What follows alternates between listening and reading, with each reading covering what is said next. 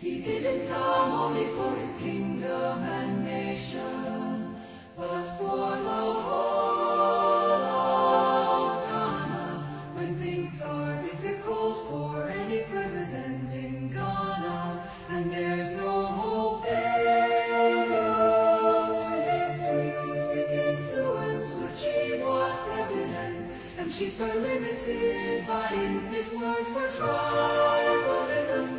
All tribes should acknowledge him and serve under him to be in practice grace.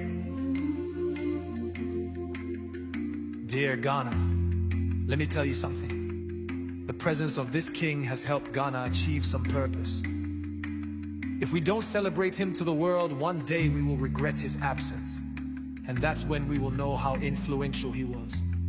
This precious king I am talking about is Otumfoɔ. Nana, please, if Ghana and its leaders don't cherish you, please sit at your throne and focus on your nation, Ashanti, because we love you and we will serve you forever. We love you, Nana. We love you, Otumfoɔ. Asante man loves you so much. Please take good care of yourself for us. Your grandchildren are proud of you. I know many people wish you death because of envy and witchcraft, but it won't succeed. Thinking of chiefs and ignorant people who speak against you reminds me of your greatness as a king. Even when faced with insults from jealous chiefs and foolish individuals, you remain committed to providing solutions for Ghana without regret. You were born for this, Nana. Truly born for this, Otumfoɔ.